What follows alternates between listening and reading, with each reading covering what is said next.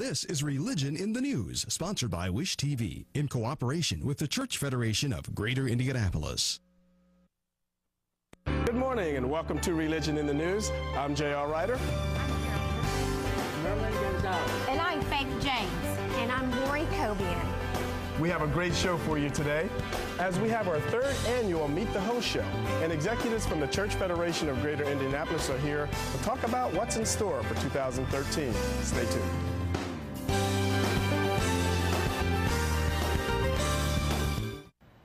Welcome back. I'm J.R. Ryder. My guest today is the Director of Operations of the Church Federation of Greater Indianapolis. Wanda Watts, welcome to Religion in the News. Thank you very much, J.R. It's great to be here with you. Of course, you're not a stranger to us. No. Let's talk a little bit about you. You're the Director of Operations, and how long now have you been with the Church Federation? I've been with the Church Federation since about 2006 in various roles, and so now I actually have something to do with operations and programming as well. You're kind of the glue that keeps it all together. I know behind the scenes, I've seen and I've heard, so I know the kind of work that you do. We're here today to talk about the Global Week of Prayer that's coming up here in January. Tell us a little bit about the vision and mission behind the Global Week of Prayer. Well, the Global Week of Prayer is something that happens every year, but it is also an opportunity for the church community to be ecumenically brought together, to be able to pray for global peace, for hope, also for justice, for those that are living in areas where there is injustice. But it's for the church to come together around something that we can all do, whether we've got some theological differences or not. Absolutely. We can all pray, and we can pray for, and we know that prayer changes things. So we are focused on prayer.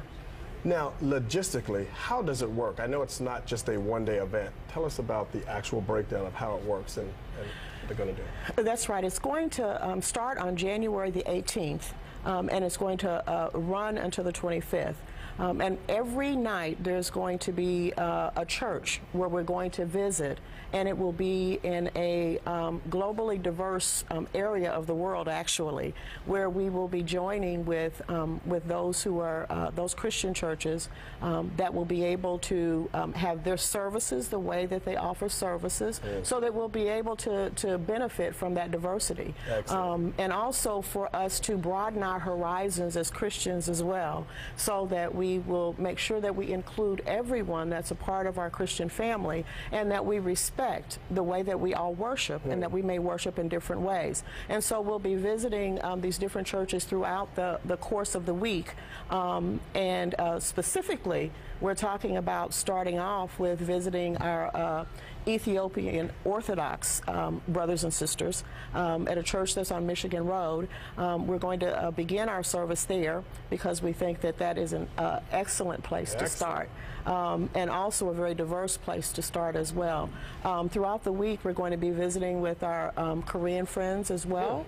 We're going to be visiting African American church also, because on that Monday of the week is Martin Luther King's celebration, if you will. And so we're going to be visiting there. We're going to also be visiting Lawrence United Methodist Church. And then we're also going to be visiting a church that's on the south side in Beech Grove as well. So we locationally, we're moving around, or geographically we're moving around that week. But we're also globally being able to take advantage of some worship services that we probably would not have taken part in. Absolutely. And that was going to be a question I had for you. It's local in scope, but it's global because of the diversification and the types of churches and different organizations that you're going to actually house or host these events. That's exactly right. The other thing, JR, is that this year we are really going from Micah chapter number 6, verses 6 through 8. And we're focusing on using a theme that is going to be globally adhered to, but it's what does God require of us? And for us as Christians to be able to focus on what is it that God really requires of us? Is it just the kind of rituals that we do, or does He require more from us? Wow. We're going to go ahead and put up your contact information. We also have a flyer in regards to the Global Week of Prayer. And Wanda, we appreciate you taking your time today, being our guest on Religion in the News. Thank you. It was my pleasure. Thank you very much, JR, for having me. You're welcome. Thank you. Carol, now to you. Thanks, JR. Good morning. I'm Carol Sissom. My guests today are Merlin Gonzalez and Faith James. Welcome to the show. Hi. Yeah, you two are our regular hosts. Both of you have been with us for a couple of years. But you are a couple of amazing people that people just don't really know how powerful you really are in our community. So we're going to start with you, Faith. Okay. And I just have to talk about your name. If your mother named you Faith, I'm sure you've had experiences throughout your life testing of that faith. Talk about your name and talk about the things that you do for our city. Well, actually, you know, my name is Faith, and I do believe that faith is the substance of things hoped for and the evidence of things not seen. So here recently, I did have to put my own faith in action, and God had me to write a book. So I have a book coming out this spring called Faith in Action, 7 Steps to a Fulfilled Life. And so that is what I'm going to be doing here. And also, too, speaking of 7 steps, with your faith, the book also talks about the thought process and how it is that the Bible tells us, so as a man thinketh in his heart, so is he. So the book will definitely talk about how we can use our mind to get the desires of our hearts and to also to get closer to God when we think about what he said about us and his promises.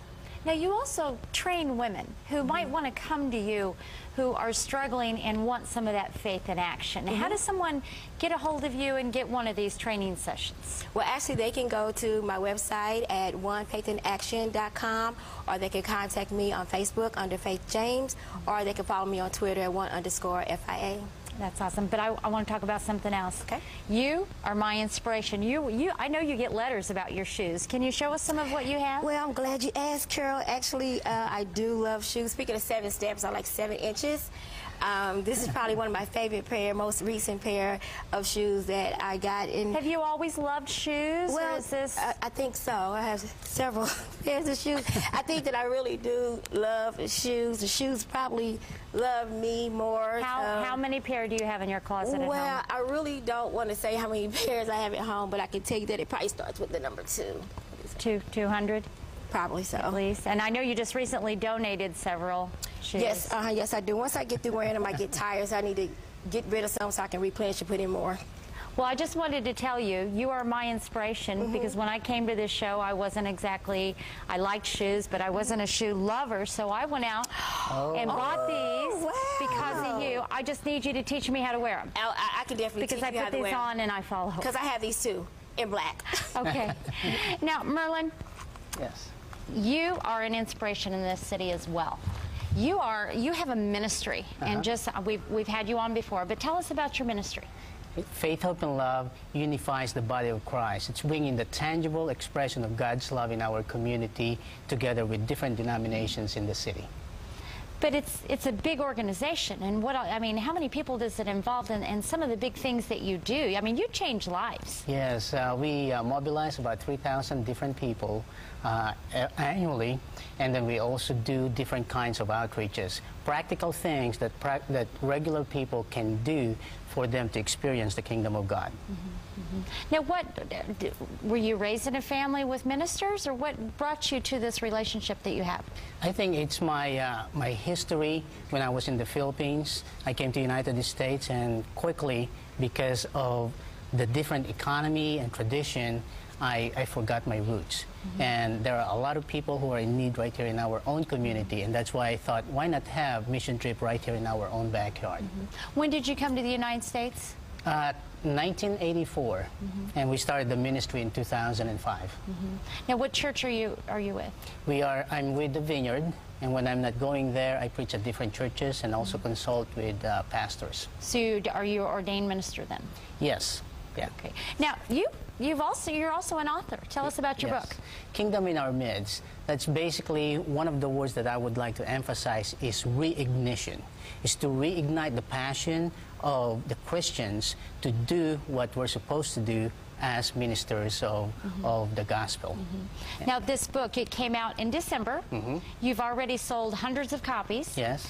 Tell us about how, if someone wanted to get your book, where do they go and how do they get it? They can go to Amazon.com, CreativeSpace.com, or my own website, MerlinGonzalez.com. And I know this is an awesome book. It's really changing lives. Thank you so much, both of you, and thank you for ministering to us. Back to you, JR. Thanks, Carol. Thanks, Merlin, and thanks, Faith. Coming up next, we'll continue to talk to two more hosts of Religion in the News. You don't want to miss it. Stay tuned.